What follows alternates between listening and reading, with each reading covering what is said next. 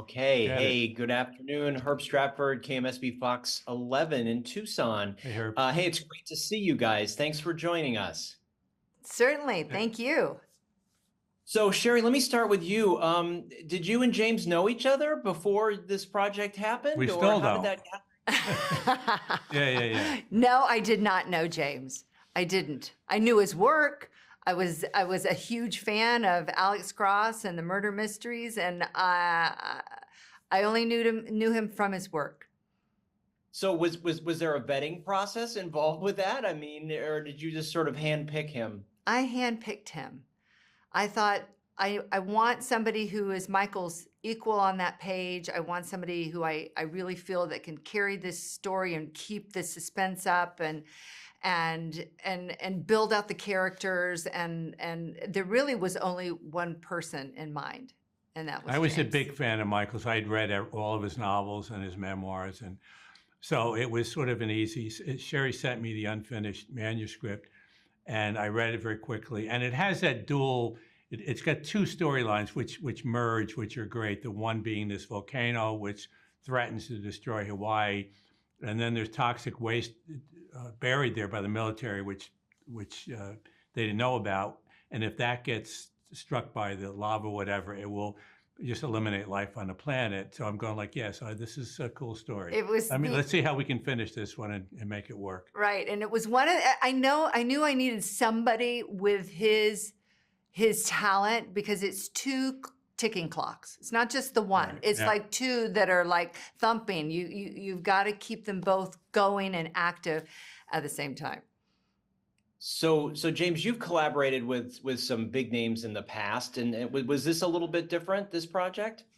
Yeah, it was different because one, it was a partial manuscript. That was very different. That wasn't my work, and I tried not to mess with it much. We made it 15 years later or so, and I thought it was great. And I thought it was presumptuous for me to think that I would want to change that. I mean, Hollywood does that all the time.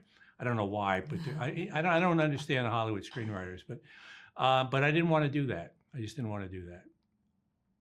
And Sherri, this whole idea of sort of, mystery manuscripts popping up. I mean, you hear about this occasionally from other authors as well. Are there other things in the vault that we can look forward to, or can't you say? Michael never stopped working. He was like Jim. They have so many projects going all the time, but this one was Michael's passion project.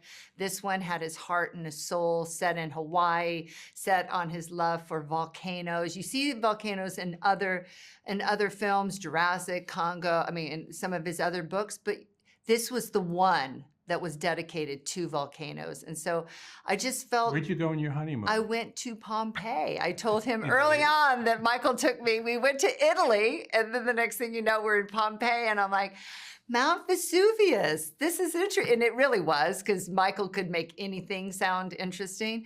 But yes, I learned a thing or two about And that was one of the Eruption. attractions for me. And also, I lost the first love of my life in my 30s, so we had that bond as well, Yes. Sherri and I.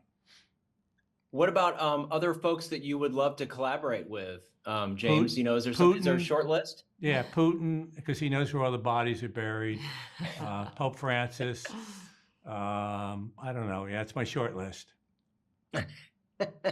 Well, I just have to say, I'm so looking forward to. I've been a longtime fan of both of Michael and James, of your work, and we do a lot of work here in Tucson at the Tucson Festival of Books. Maybe you guys will show up for that, and we can continue this conversation. But congratulations on this collaboration. Really looking forward to everybody getting to see it and hear it. Thank you so much. Thank This you. is great. Thanks. Good questions. Thanks, everybody. Yeah. Bye.